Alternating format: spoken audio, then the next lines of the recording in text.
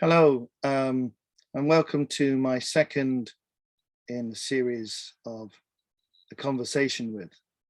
And today I have with me a fellow author by the name of Emma Farrell, who has written a lovely book called Journeys with Plants. But as well as being an author, she's involved in a great many other things, particularly to do with plants, but I'll let her tell you a bit about that herself.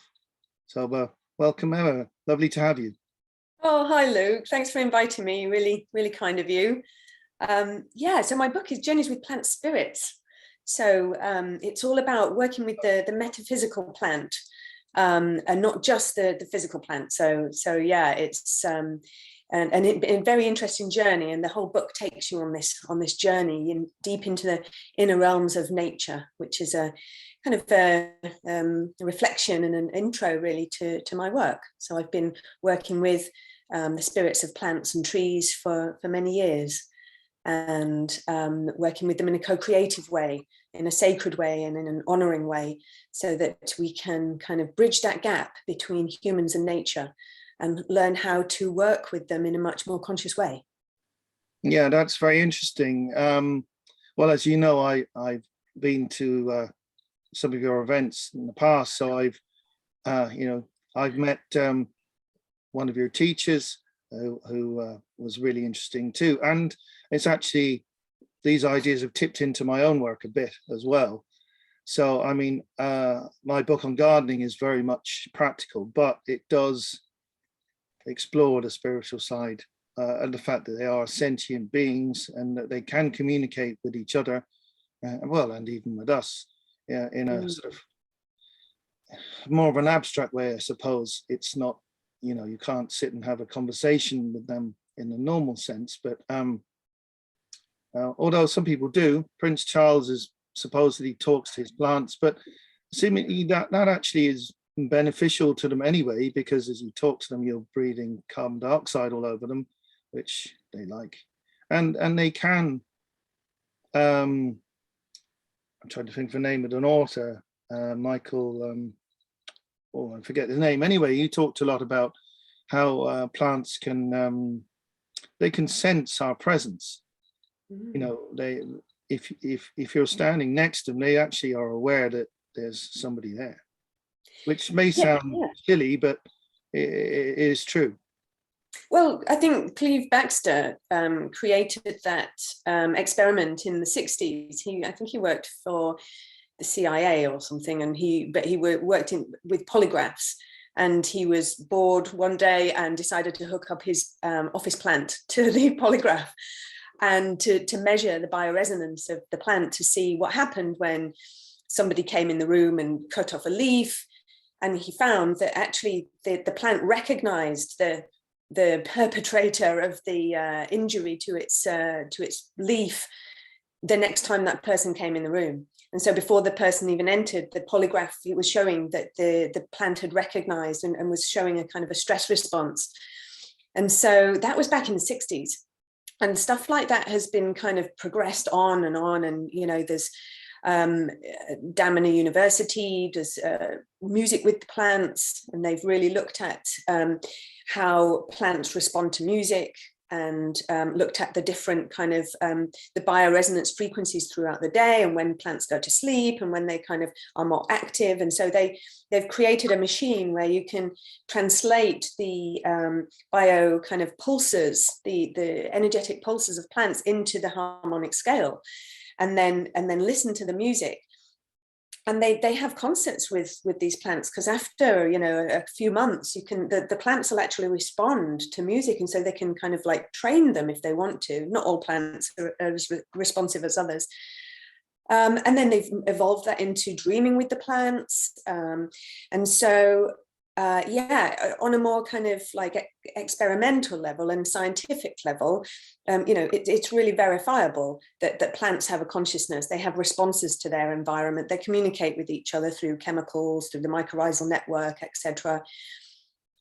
And which is great to help people understand, in the mainstream, that the plants aren't just these static objects that don't have any kind of interaction with their environment, they're actually very active. And so what I do is I work shamanically with them. So I work with the spirit of them. And this kind of takes healing, it takes kind of communication with nature to a whole different level. And it can really kind of, it's paradigm shifting for people when I take them on that journey and allow them to meet them and help them to meet the spirits of the plants. You know, and it was certainly paradigm shifting for me when I first sat and had a conversation with the plant. And you can sit and have a conversation with the spirit of the plant. For some people, you know, it comes through as more kind of like images, pictures, feelings. Some people, they can translate those into words, and so it's more like a conversation. But it comes through, that those kind of impulses and communications come through in different ways for different people. You're right. Yeah, that's very interesting. I actually remember going to one of your plant consciousness weekends, and somebody there had a synthesizer that responded musically to the electromagnetic impulses of the plant. Yeah. And we've actually recently got one of those. So it's just a small one. They've obviously refined them, and you know, you can get sort of quite, it's only sort of that size. Yeah, they're pocket size now. Yeah, very small. And we tried it with a few different plants, and quite amazing the difference.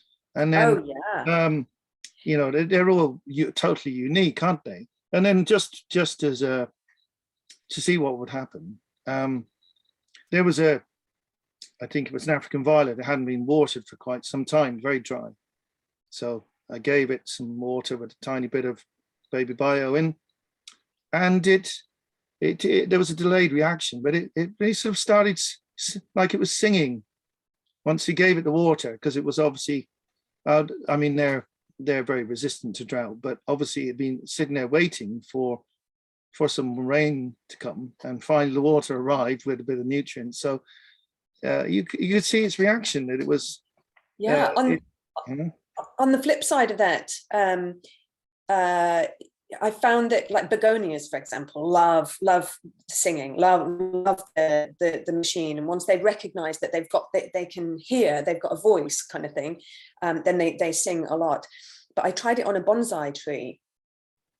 Nothing. For days I had it hooked up, there was nothing. And it's almost like the bonsai, the spirit of that tree, those trees are just strangled, and they've got no voice. They're just not their natural morphology, they're not their natural expression. And so they're very unhappy. That's what it felt like. So yeah. Well, that makes sense, because you know, when you constrain any kind of living being so that it's unable to grow and evolve as it should, then you know, you're essentially damaging it, aren't you? Yeah, you're exactly. causing trauma to it by doing that. Yeah. I mean, they do look attractive, but obviously that's completely contrary to how natural organisms should grow, being forced. You know, I suppose the human parallel is the strapping of women's feet, so they have tiny feet.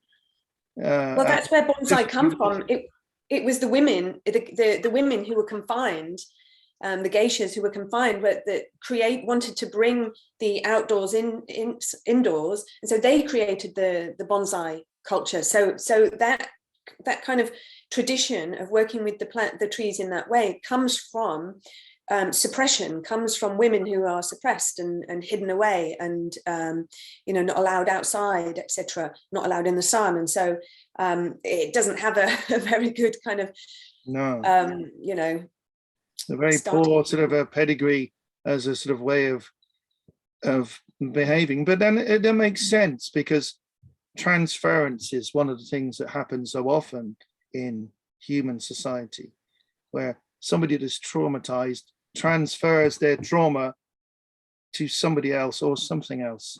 In this case, transferring it to another part of nature. But it's often, well, you know yourself from your shamanic work, how trauma is transferred down through generations, often unconsciously.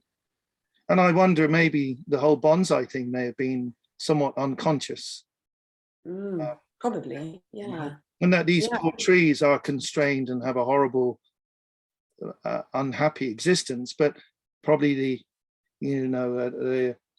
women, the geisha or whatever they would might have been, probably didn't realize that they were passing on sort of their own suffering by doing this to these trees. Because these like you say, those bonsai look beautiful, they look stunning, they look, in minutiae detail, like the geishas, they're so refined and exact and stunningly precise in their presentation, but inside they're strangled. And so it's an expression of their inner being, I think. Yeah, that's very interesting.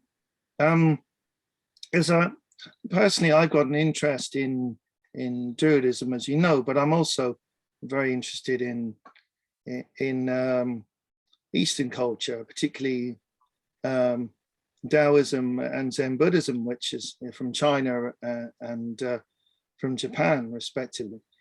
But I have noticed there's quite a difference between the Taoist philosophy, which is very much sort of embedded in the natural world as it is, and Zen Buddhism is, you look at a Zen garden, they are extremely controlled.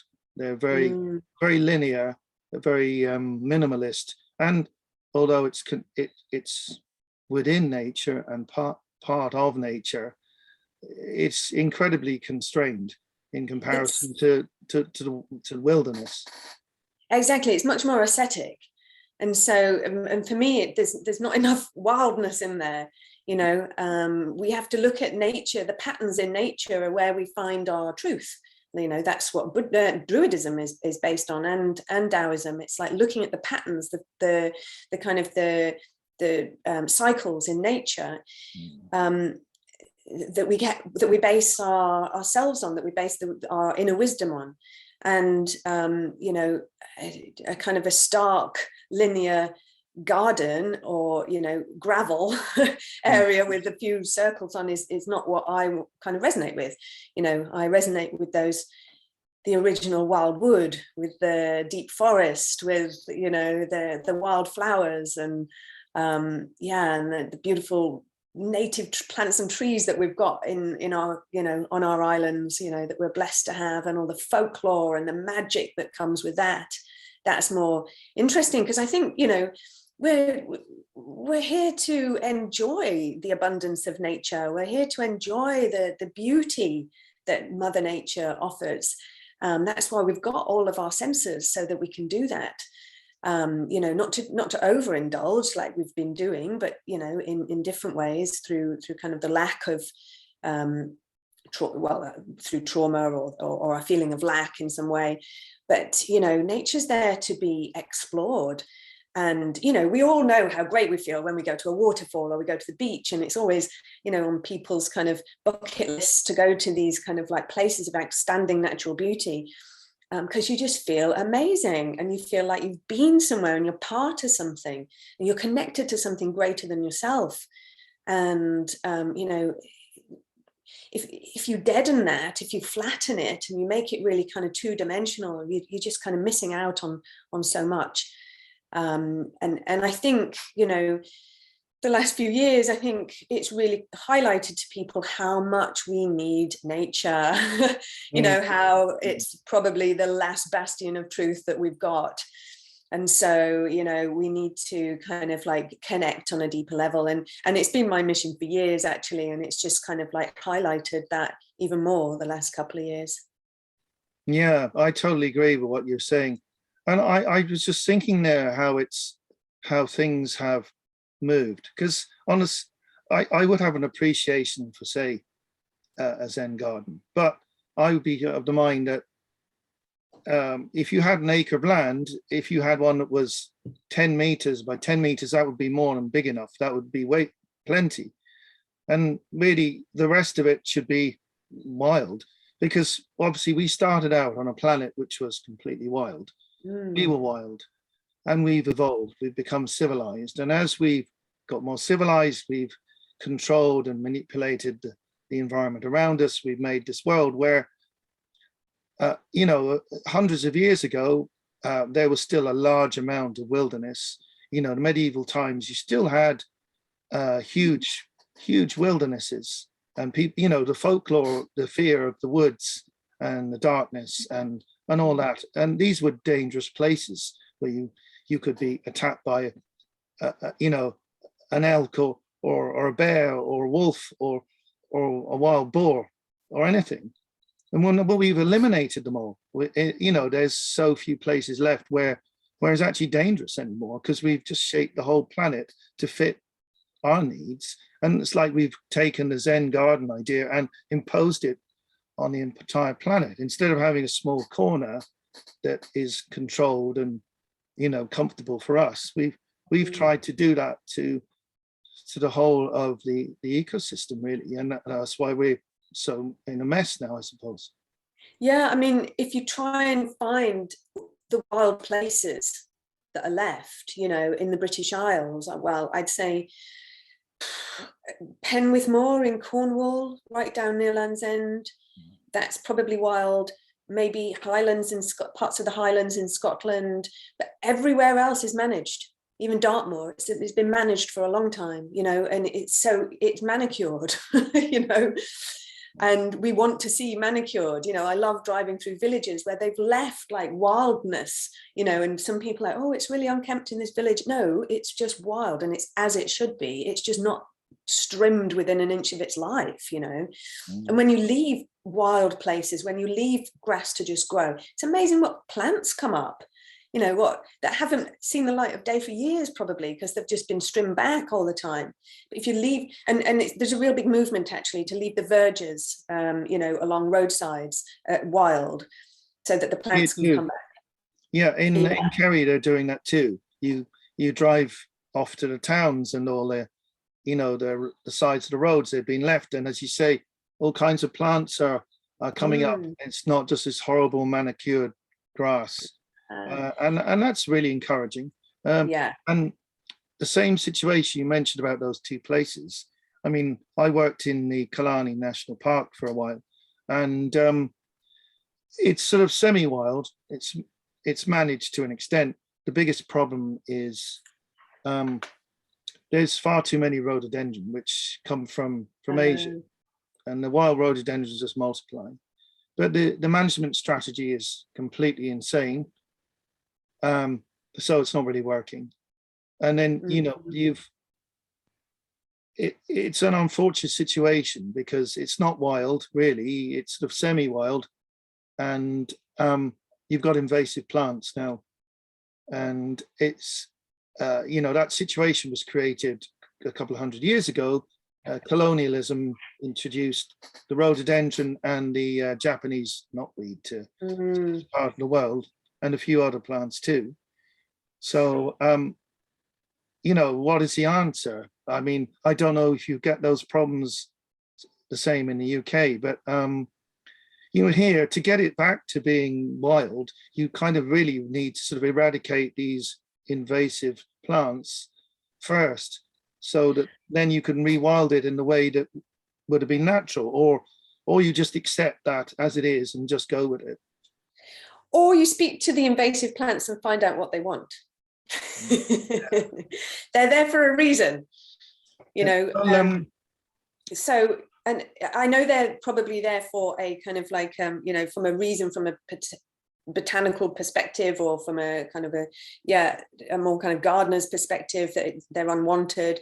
But if you kind of like tune in to the invasive plant and just find out like why are you here, and sometimes they're replacing certain chemicals in the soil that are missing, so they're seen as invasive, but actually they're helping.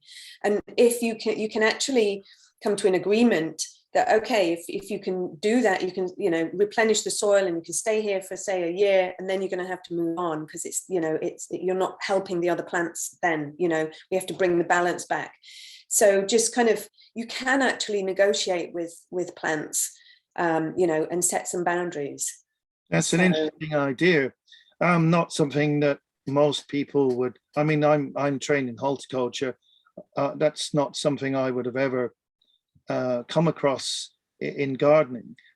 Certain people that would be into biodynamics, you would accept a spiritual element within gardening, but that would be more on a sort of a macro scale rather than going down to individual plants and communicating with them. I know with the case of knotweed in Japan, they have a moth that eats this plant. So it's not out of control there, because there's a natural predator which will control it. So it's a symbiotic relationship between the plant and the moth, that they, one prospers because of the other, and the balance is always kept. But that's the trouble in other places. You may not have that balance because it's completely foreign.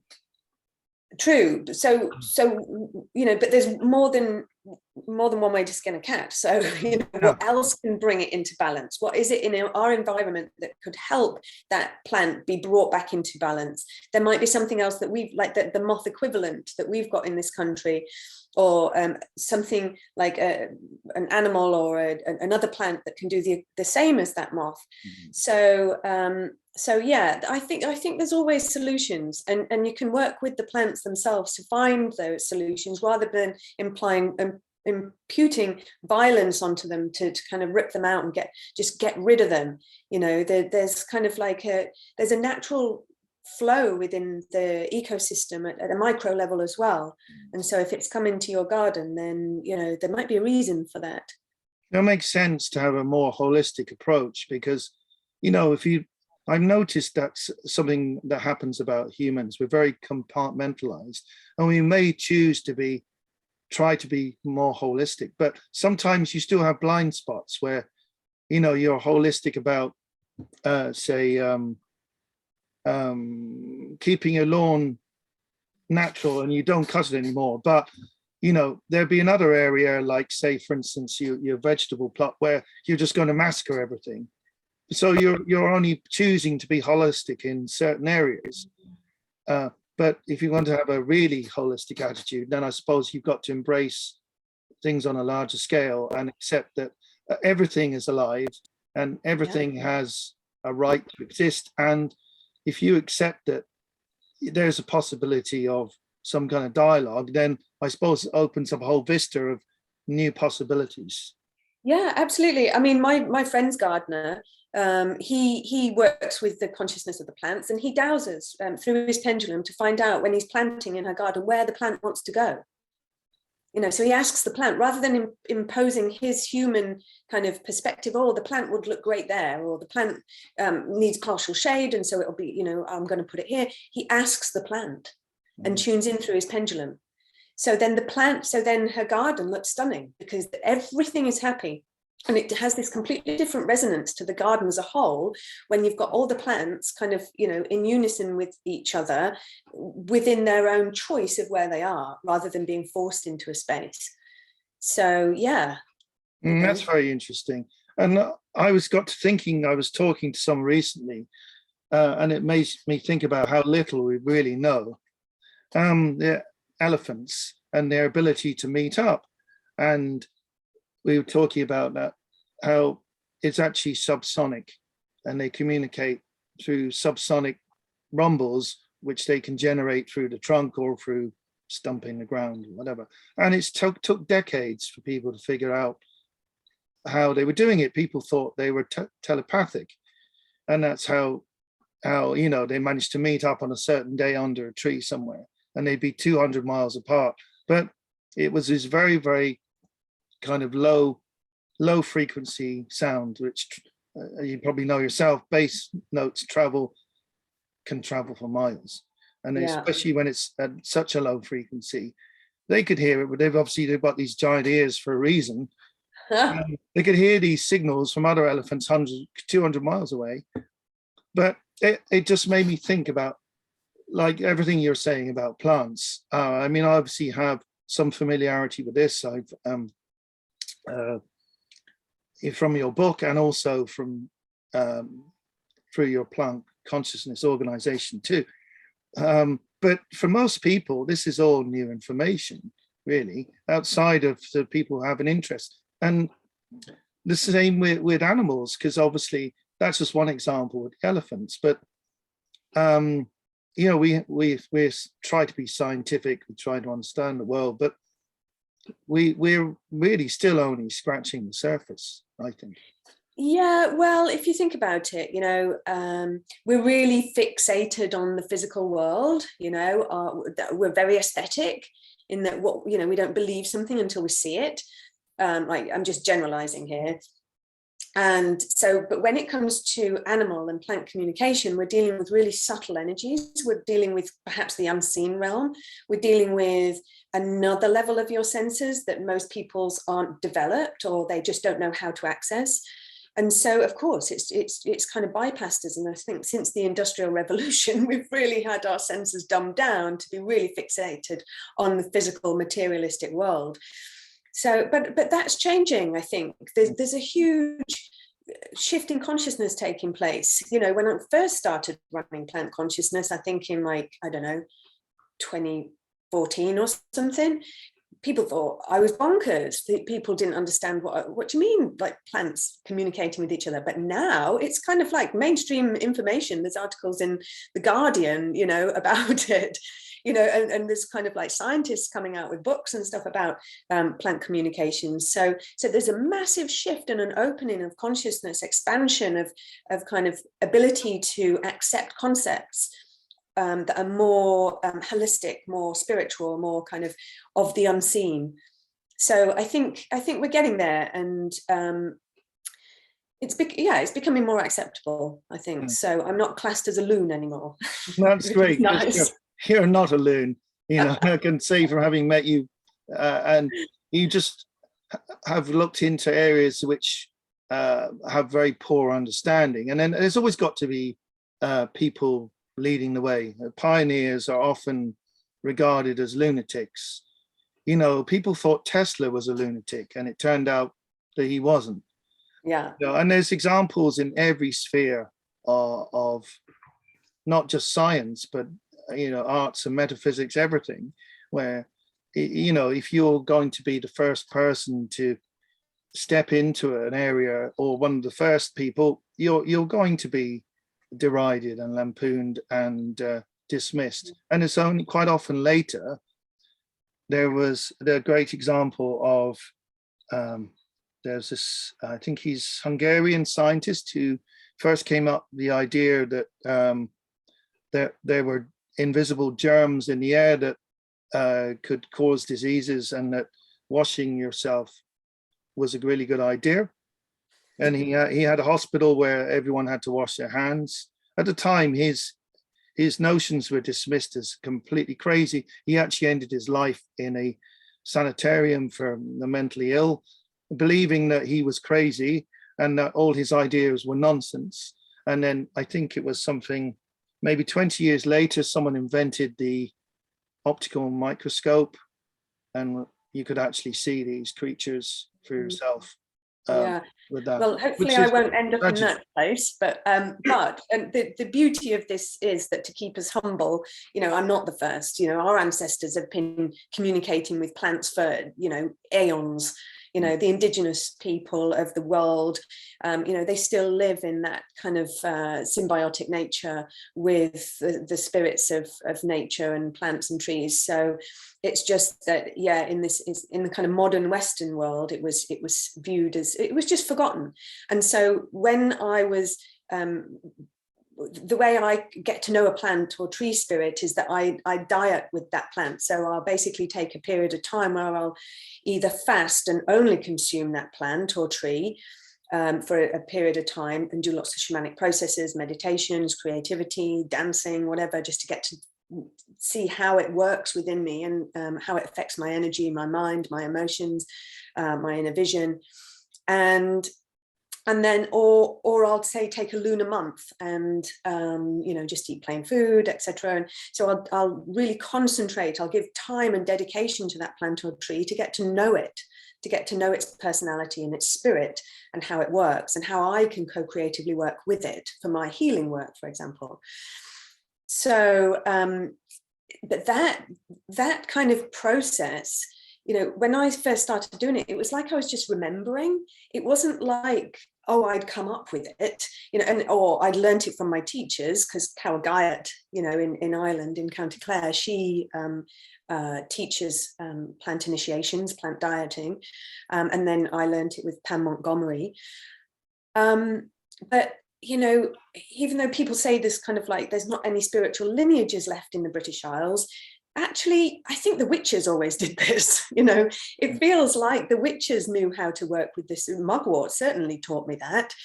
You know, that the witches drank and drank elixirs of their plant allies. You know, the Druids did the same, I'm sure. It's not that it's just that perhaps that the kind of the wisdom, the knowledge of how to do these things just kind of went underground for a little while we concentrated on, you know, building lovely houses and nice cars. But it's never gone away. You know, and so it's always there. And so, you know, you don't actually need a teacher to learn how to communicate or connect deeply with nature. The plants and the trees are your teachers, you know, and so the different certain plants and trees have certainly been the greatest teachers for me on my path. So you don't need a teacher necessarily. It's just that I chose that route. And so, yeah, you know, our ancestors lived in this kind of way where their kind of inner senses, whether you want to call them, you know, their shamanic senses, the inner equivalent of their external senses, their inner vision, the inner sentience, clairaudience, etc. You know, that they were much more awakened within them, and so like they are with indigenous folk, and so that kind of communication with nature was just kind of taking place more naturally anyway. So, and of course, you know, our ancestors lived with, like, you know, the beautiful forests and all the trees, and they lived much closer perhaps to trees, etc. So they were just in that environment of trees all the time, and plants in a much closer way, I imagine. So their experience of nature was quite different to ours. But yeah, like I said, when you start really communicating and kind of diving into the world of plants and stuff, it's just a case of remembering. You know, it's in us already. You mentioned earlier about the Industrial Revolution, which is something I'm very interested in, that kind of transition point in humanity, really. I would say, you say about remembering, but yeah, in order to have to remember, you need to forget first. So I think that's really, for me, the crux of it, where you come along with the end of the Renaissance, Descartes and his very kind of rationalistic ideas, and then you move on into, let's take this beautiful bit, carve it all up, put things on it, chop it up, divide it up into everything's compartmentalized, rationalized. And so we've undone the bulk of the past of our way of seeing the world and way of thinking, our intuitive abilities. And I do believe that children, or vast majority of children, would be born with, you know, certain abilities. They might be clairvoyant, clairaudient, clairsentient, have a sensitivity, ESP, etc.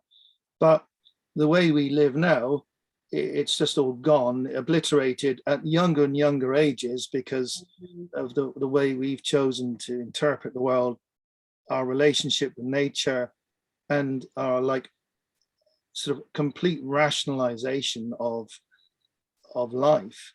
And so, you know, that industrial process, industrialization of the world, we've industrialized ourselves as well in the process, I think. Yeah, and dumbed ourselves down.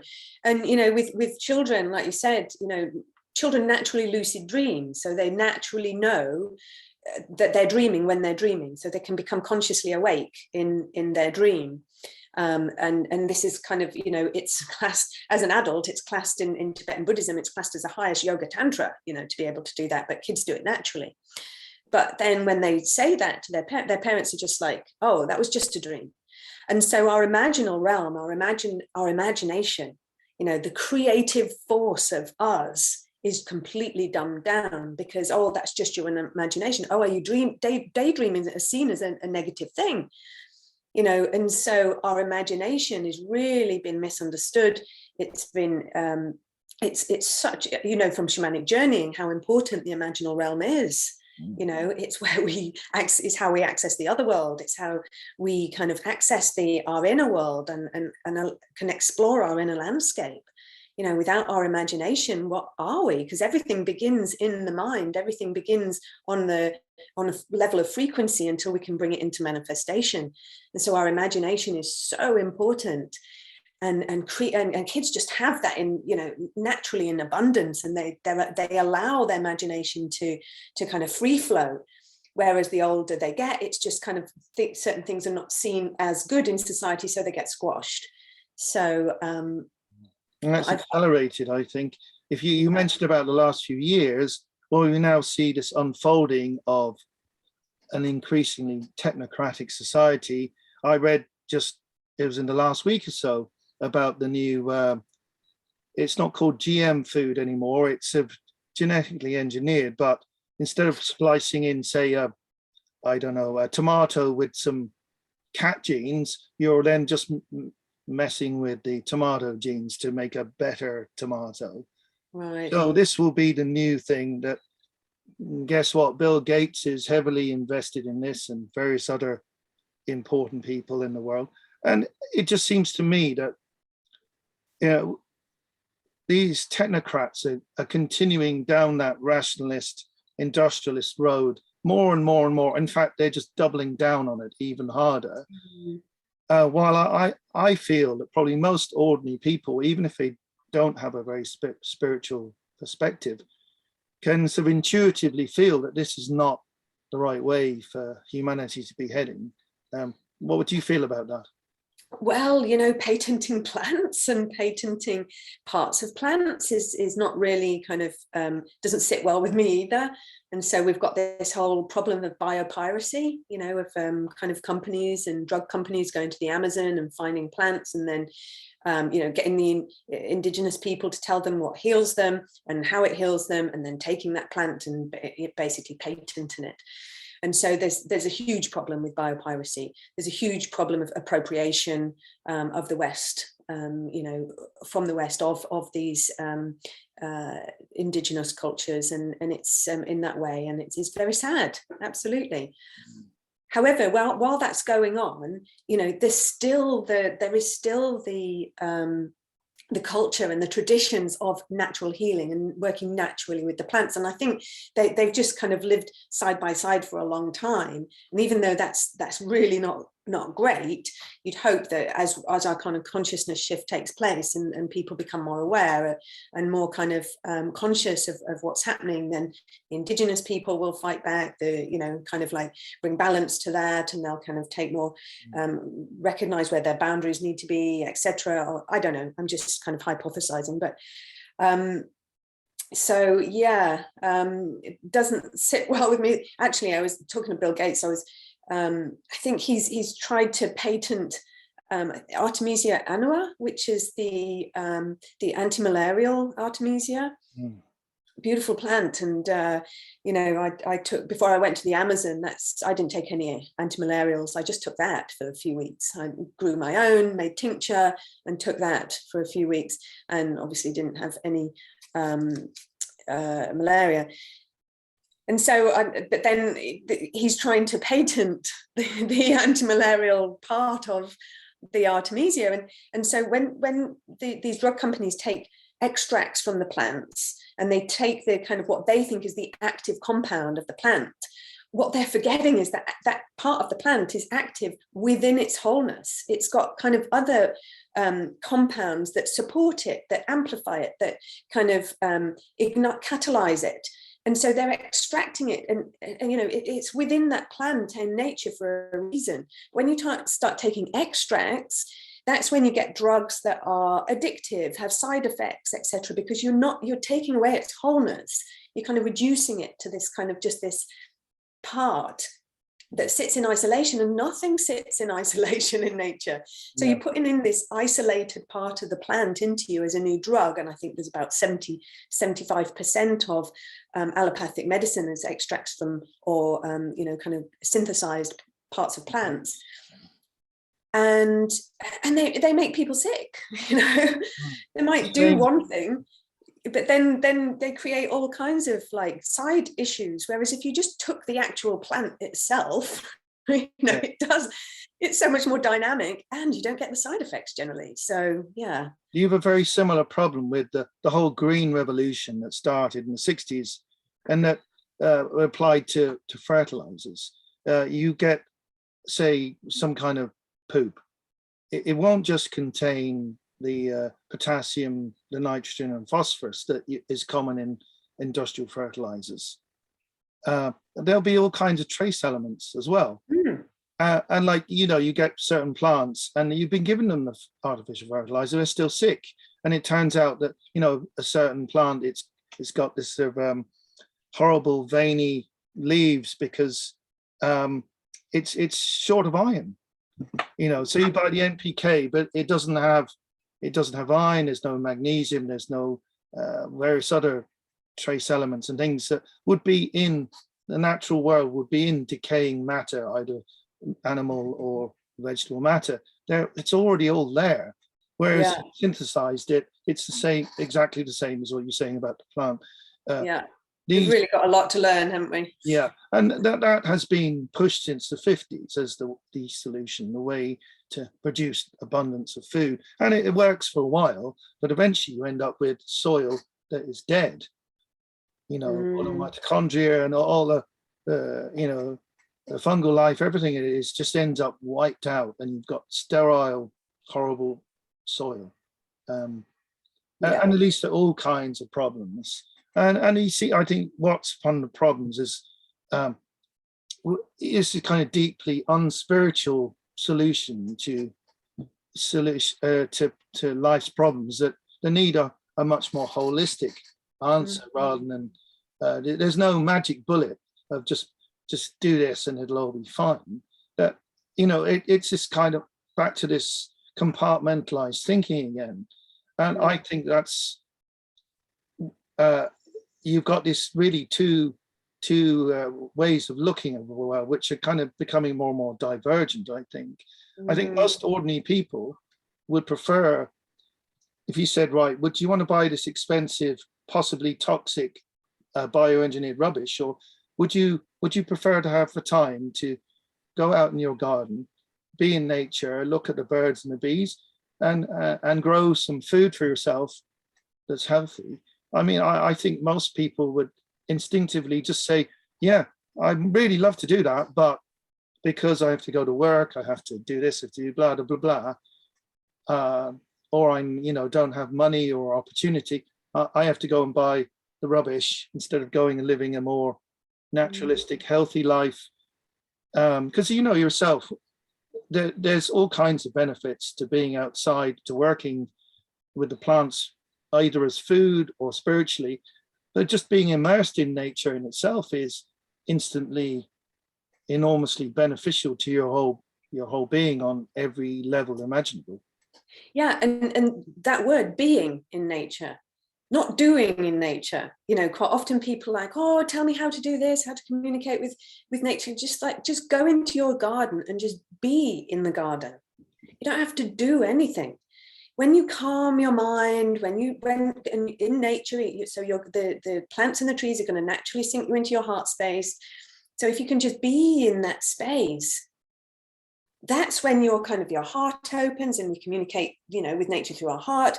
And so then all of these impulses, these insights will just drop in. You don't actually have to do anything, you know, and so you naturally become connected to your plants and trees. And so there's different ways for different people of connecting and finding that deeper connection, or remembering that they're not disconnected from nature, but just being, we don't do enough of it, Yeah. So have you ever heard of ormus? Ormus? Yeah, or gans? No, I don't think so. No. So it's something that it's quite new. It's probably not new, but anyway, and I don't know a huge amount about it, but they're using it quite a lot to regenerate the land. And so it's called a transitional state element. So it's neither a liquid or a gas. It's in between. And I think you can produce it from anything that's liquid, and quite often it's produced from seawater. And it's basically, it's almost like by spraying it on your crops, and I've been spraying my plants, especially the artemisias, which are kind of a bit more prone to the aphids. It prevents kind of aphids and kind of pests. But it promotes abundance and it promotes regeneration of the land. And what it does is it's almost like a protective kind of field that allows the plant to just grow into its natural state abundantly. And, nature's really abundant. And so people have been using it on their crops and getting really big bumper crops that are protected from pests, etc. And it's just completely natural. There's no chemicals, there's no nothing. It's just literally a natural thing. And I think they've been using it in the biodynamic world for a while. That's been around a long time. The idea of using sprays, vapor, I suppose, is what you call it, where it's not really a gas or liquid as such. It's water droplets suspended, which is a vapor, really. So that's a key part of biodynamics with spraying your plants. But obviously, it's not. That's going back like over, about 100 years, but that would be old sort of tech now, I suppose, compared. I obviously don't know what's in this new thing that you're describing. Yeah, maybe I'll research it and send you some information on it. But, yeah, that would be great. Yeah. Because, I could put a link for that in the description so people could go and find out a bit more about it. And make your own. It's really easy to make. And you can meditate with it as well, because it creates this kind of field of potentiality. That's because it's transitional state. It's kind of, I think it's kind of similar to like monoatomic. It's not solid. It's not kind of fully manifest. It's kind of just before manifestation. It's that kind of point. That's just potentiality, so it's not quite expressed itself. So it creates a field of potentiality around it. So if you spray it on nature, it's allowing nature's intention of manifestation. It allows that to kind of come into that more fully. So when you meditate with this stuff, whatever intention you have, you can pull that from this field of potentiality around these transitional state elements, and kind of just say you want peace of mind or balance or protection or whatever. And you can kind of like pull that from this field of potentiality into your energy field and just bring yourself more balance. And I've been working with it through the winter actually for meditation. It's quite interesting. Well, I mean, I think it'd be great if you had a spray like that for people, because you think about it, so many people are very obviously out of balance. So, well, from my perspective, they are. You see people that are, I often talk about tech with other people, but the technology in itself is wonderful. Technology is enabling us to have this conversation, but what's happened, I think, is people have got so immersed in technology that they forget about nature. They forget they're part of nature, and it's like you become immersed in the technology in itself instead of using it as a tool to help you live a good life. You become entrenched and enmeshed in it, and your connection with the world around you suffers as a result. I would love to see, it'd be great if we could just spray someone with that and they'd wake up and realize that, hey, shouldn't be spending 16 hours playing games on a computer. I need to eat and drink. I need to get outside. I need to talk to other people. And be in the real world. Yeah, so, well, I think if people just realize that all technology is just an externalization of a biological function anyway, then we'll remember that actually we are the most amazing technology, and the external technology that we're using is just a kind of a poor representation or a poor reflection of the human biology. And that all of these telepathy, or all these amazing kind of our memory, all of these things have been externalized. So we've outsourced a lot of our functions, at our kind of superhuman powers, we'd view them as now. We've externalized it all into something else, and so we've kind of got lazy. And so our kind of abilities and our energy fields have shrunk and become more dense, and so, but by kind of remembering that actually we are nature and we are the most amazing thing, and we don't need to go down the transhumanist route to make us to evolve.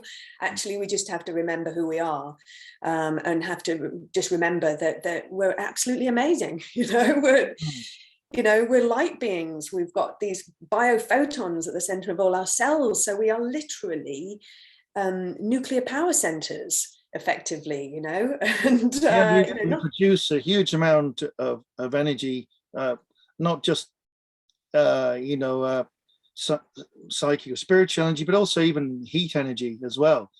So there's lots of ways which we perhaps don't realize our potentials. And I think what's happened is people have been somehow convinced that to be natural is somehow archaic and stupid and backwards, and if you want to be progressive and modern and to evolve, that technology is the way to do it. And to dismiss anything that connects via nature as if it's sort of somehow, that's for the peasants. And, if you want to be sophisticated, I think that we've just been sold a lie, basically, for a very long time, I think. Yeah. And also, when you do go into the world of nature and plants, etc., you realize how vast it is and how much you don't know. And so you can spend lifetimes exploring that world, and it's fascinating. So it's much better than a bloody flat video computer screen, it's or game or something. It's like it's not just virtual reality, it's your reality. And so it changes you, it shifts you, it's exciting. And so it can ignite your inner psychonaut, exploring different types of consciousness through plants. So yeah, I mean, I just can't find anything that's more exciting than that, or more fun to do on a weekend. Yeah, I mean, it's very multifaceted. You say it's, there's this whole physical realm, but then there's a lot more beyond that, which, I mean, we're starting to see science beginning to acknowledge the existence of, the multiverse, of other realms of existence, the world beyond sleep, beyond death, and people even doing experiments to see what's actually happening to someone's physiology when they go into a trance state, and say go on a journey and leave their body and go somewhere else. These people are actually taking an interest in this now on a scientific level, whereas before, if you said to somebody, oh right, well, I like to I'll go into a meditation, I'll visualize myself sort of going into say a grove, and I lie down and then I get up and I walk away in that world and I go somewhere. They'd go off to the funny farm with you. You're completely cracked. Whereas now people, scientists go, well, that's really interesting. Would you mind if I, did some measurements and monitored your heart rate and blah blah blah and see what's happening when you do this? They're actually interested now, whereas former times, it's just right, let's get the electrodes on the head and give them some ECT because one's obviously nuts. So it's really positive to see there is a lot more openness, a shift in thinking, not just in ordinary people, but in a lot of people in the scientific community are looking for answers outside of just this rationalistic box that they've learned about in university or whatever. And, you know, these are the limits of what you look at. Don't look outside of these limits. That seems to have gone away now to a large extent. Yeah, those barriers are coming down. And, you know, I think you and I are blessed to live in places perhaps where the acknowledgement and acceptance of the other world and different realms is still alive, you know, over there in Ireland. You know, the other world's really close, and it's people still recognize the fae, you know, and are in reverence to the Hilatara, and you know that there's still so much of that kind of historical mythology that's still alive in your landscape and within your people. And I live not that far from Glastonbury, and I'm blessed to live in Avalon, and so again, you know, it's still recognized here, the mythology and the kind of the elven realm, you know, and even though it's been kind of, you know, cartoonized in certain ways, you know, it doesn't matter, it's still been kept alive, as you know, as within the mind, within the collective, and that's really important. Because then it leaves because when you work with plants and trees, and in kind of traditions like Druidism or Celtic shamanism, you can't fail to kind of come across, to dip into those realms and come across those beings. And, you know, because the plants don't sit in isolation in the land, you know, they work with the telluric currents and all the energies of the land that they sit in, and that includes the spirits of the land. Mm. So yeah, you've got science going in one direction, which is kind of getting out of the body and kind of looking at lucid dreaming. It's taking, you know, kind of scientists and doctors, etc., to have near-death experiences to be interested in it, which is all great. But then you've got kind of like the other way of going inwards to kind of explore these realms, and all of these kind of practices of lucid dreaming or shamanic journey. Look how popular shamanism has become in the last like 10, 20 years, you know, because people recognize that, you know, we need that connection to spirit, we need that connection to land, and to the land. So, and to those other realms, because, you know, that's where perhaps we're heading back to, or perhaps that's where, you know, we can get our healing from, and we can bring balance back to this world. So, so yeah, it's really important, the recognition of these other states of consciousness and these other realms that we can access for our healing, actually. Yeah. Well, going back to, you mentioned about Ireland. Well, I think one of the things there is the land hasn't been as disturbed as much as some other countries. You've got still huge tracts where ancient sites are still there, ancient roadways. Unfortunately, not much of the forests that used to be here, but you'll find, you know, you went to somewhere like the Netherlands, there's hardly any ancient sites there, because the entire country is being dug up for agriculture many times over. I mean, you have agriculture here, but you've like a tradition of leaving, say, an ancient rath or a standing stone or whatever there. And some of these are literally thousands and thousands of years old, still in exactly the location they've always been. So that level of disturbance isn't there. And I think that's part of, you know, you're saying the access to the other world, that relationship is affected by this. If you dig up the entire country, then you're going to damage that sort of conduit through the land by which people connect, because the physical and the metaphysical are obviously, they're not separate, they're joined, they're part of a whole.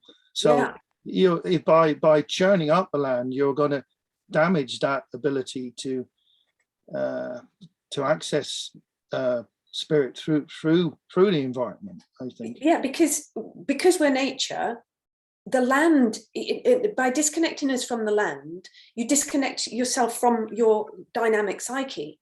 And so by churning up the land, managing it, and kind of like taking away its natural kind of fairy forts or kind of glens, or, you know, what those beautiful wild places with the bluebells and the hawthorn tree and the little stream, you know, by kind of getting rid of those places, you're disconnecting people from elements of their psyche. You know, and so it distorts the psyche, and that's how, by taking people from their land, you know, it's a known way to kind of, conquer nations, is just to disconnect people from their land, and then you disconnect them from their roots, and therefore you disconnect them from their selves and their power. And so, but yeah, when we live in these beautiful places that we live in, that's still there, you know, and so the people are still much more naturally spiritual, because the psyche, because we're kind of, our body is always in communication with the land at all times, with the land that we're on. The microbiomes in our stomach and our gut are in communication with the microbial networks in the earth all the time. That's why if you're sick, you know, and a new plant arrives in your garden, you know, you need to find out what that plant does, because you probably need it, because your body's speaking to the land all the time. And so but you disconnect people from that wisdom and from that from that deep connection, and you can conquer them, you know, because you're disempowering them. So yeah, again, it just comes back to just remembering that we are the land, you know, we are men and women of the land, you know, and so we have basic natural rights to be on the land. You know, I heard that in somewhere in Australia, they're banning people from growing their own food. Yeah, I heard that too. It's shocking. Yeah. That's another attempt to disconnect people, blatant attempt to disconnect people from just the basic building blocks of being alive, really, isn't it? Yeah. I mean, so you can get prosecuted for growing some onions. It's like, wow, there's some real, like, crazy dark agendas going on there, if they think that that is acceptable. You know, well, nobody thinks it's acceptable, do they? You know, it's only kind of like, not normal would think that's acceptable. But yeah. You know, this is traumatizing. And earlier at the beginning of the conversation, we talked a little bit about trauma, which made me think again about shamanism. You said remembering, you know, and dealing with trauma. And, you know, these are very key parts of shamanic practice. And you say, like, the last 20, 30 years, I mean, we've reached a point in time where we're sort of at a divergence between two different ways of looking at the world. And, you know, I think there's no accident that shamanism has risen in popularity, that people have an either conscious or sort of unconscious awareness that they need to be healed, that they've suffered either trauma in their own life or generational trauma that needs to be healed. And instinctively, the answers that you're drawn towards lie in nature, lie in the metaphysical, not in the technological. It's like, I mean, if you showed a toddler, you know, a plastic silvery rose or a real one, I would say they just instinctively go to the one that's alive and not the fake one. And I think that's the kind of choice we're being offered, really, at this moment in time in the world, is two parts. And I think shamanism is very much part of that healing and overcoming all this trauma, including all the colonial horrors, to get to a point where we can spiritually and physically evolve to a higher dimension instead of being sort of shackled by our traumas all the time. Yeah, and you know, there are each plant or tree holds within it certain, like a kind of a bandwidth, if you like, of certain frequencies that can help with particular traumas. You know, so the hawthorn tree, you know, that's all about the heart. So that heals and helps to kind of release trauma on a physical, emotional, and spiritual level of the heart. You know, you've got other plants and trees that kind of work on different aspects of emotional trauma, and they all, you know, alder, for example, will just teach about emotional balance in general, and really teach about the kind of like the water realm and how to balance our inner subtle water, and that's very much, you know, that's our emotions. And then you've got other plants like nettle that will really help you to have that inner strength to overcome things. And so we can really, you know, the plants and trees are there to not only there to help us, but they are there and very willing to help us with all this trauma that we've inherited for generations and generations. And I think it's come to a critical point in our generation.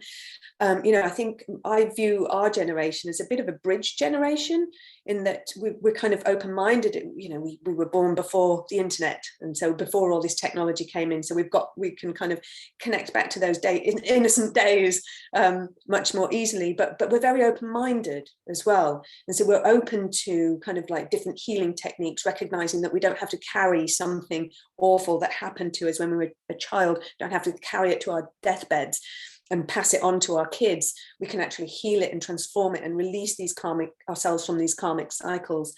And so we're kind of very open-minded. I'm not saying it's like, you know, I'm not stereotyping here, but I just feel that our generation in particular is kind of helping to bring that more into people's awareness, the healing of trauma. And like you say, people are recognizing that getting back into nature, being with nature, forest bathing for veterans, war veterans, you know, just being in nature can really help to heal us of those deep-rooted traumas.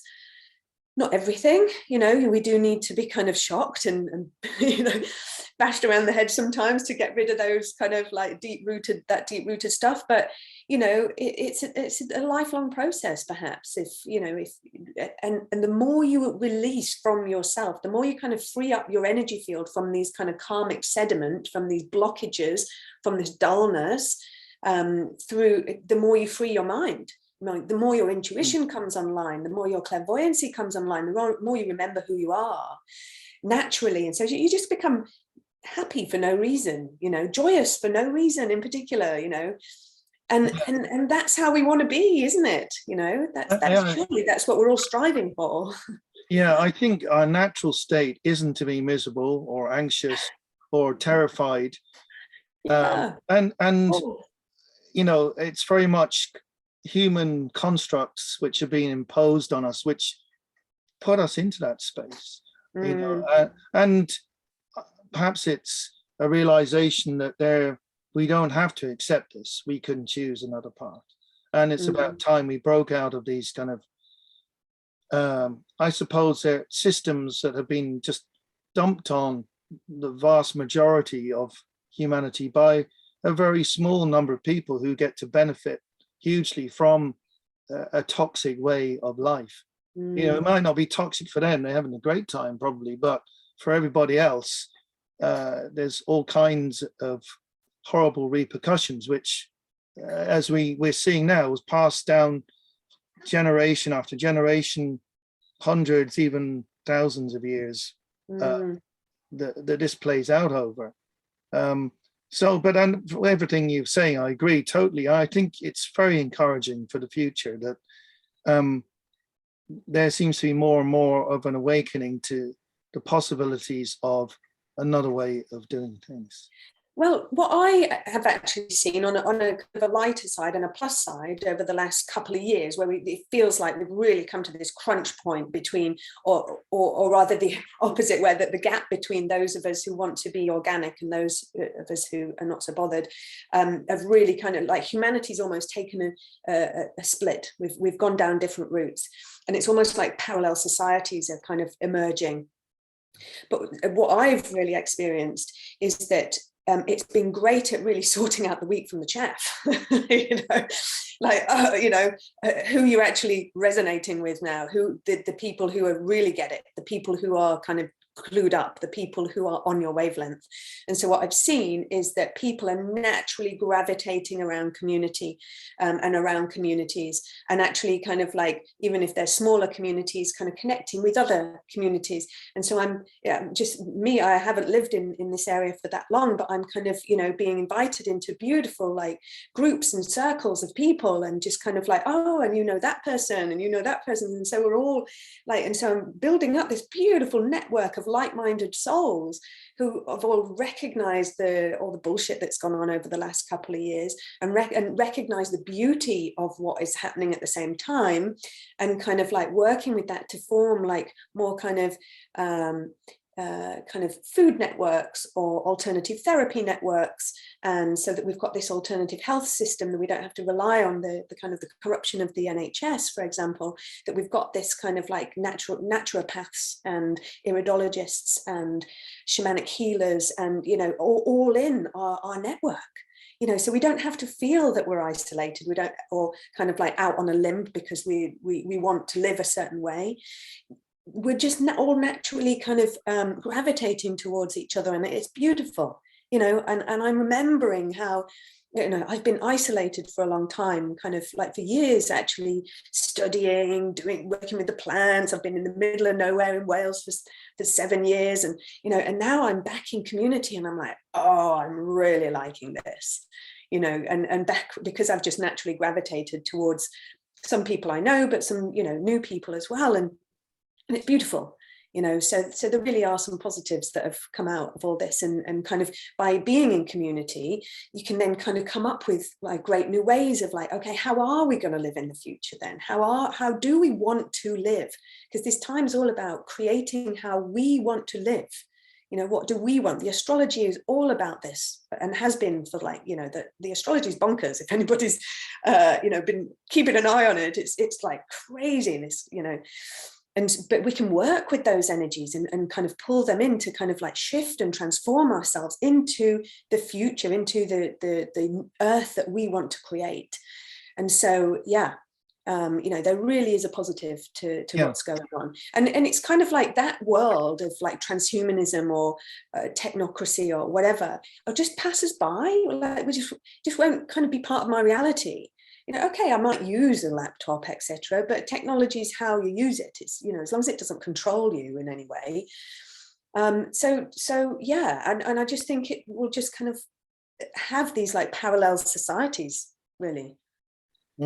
Yeah, I think you're absolutely right, and you know, I'm very encouraged because you know, we are in a very special time. I feel very lucky to be alive in this time, because I mean, there's probably been centuries in the past where nothing much happened, and it was all a bit just, you just grew old, and that was it. But we are in a transformative time, Yeah, and it is very exciting. And I do feel that you know, the future is in our hands. The future of humanity is being decided in probably in this current decade, is going to decide the future direction for the bulk of humanity. So I feel privileged to be here and to be able to be involved in that transition in some way. You know, I mean, some people may just you know, it's right over their head and they're just going to just carry on doing whatever. But for people who, you know, who do feel an awareness of this, I think you kind of feel you have to get involved, really, because this is about the future of this whole planet of human life. And you know, how could you just sit by and just watch the telly through all that? You want to get in off your backside and actually do something, and try and make this world better. Absolutely. And it's all about doing the inner work, because what the plants have taught me is that your external world is a reflection of your inner world. So you sort out your inner world, you sort out those big issues that have been plaguing you all your life, you know, the big stuff. You allow the plants and the trees to help you sort those out. You do your Plutonian work, you do your Saturnian work, you know, and you kind of like tackle your inner shadow. And then your external world just reflects that. You know, your external world starts falling into alignment, starts being more of what you want to be. Your relationships become more harmonious, and the world you want to create, you just move into it because you're creating it. You know, we are co-creators. And so, you know, we've got this amazing imagination. We just have to use it. And yeah, like in these amazing times that we're in, it's so exciting. Like you say, we're really blessed. And, you know, so many beings have realized that this time frame and this place, the Mother Earth, is the place to be. That's why we've got so many people on the planet at the moment. Everyone wanted to be here at this time. So, you know, yeah, we're blessed we got in.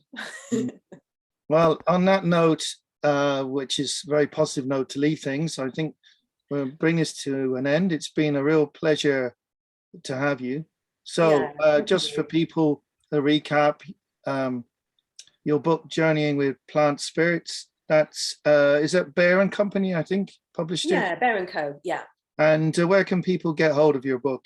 You can get it from Deep Books here in the UK, and you can get it from my website. I've got journeyswithplantspirits.com, or I've got plantconsciousness.com. And yeah, enjoy. Right.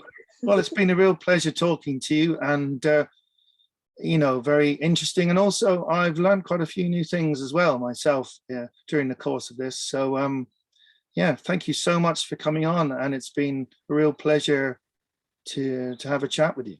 Yeah, thank you for inviting me. Yeah, it's been great. Thank you. I've really enjoyed it. Thanks a million. Bye. All right, bye.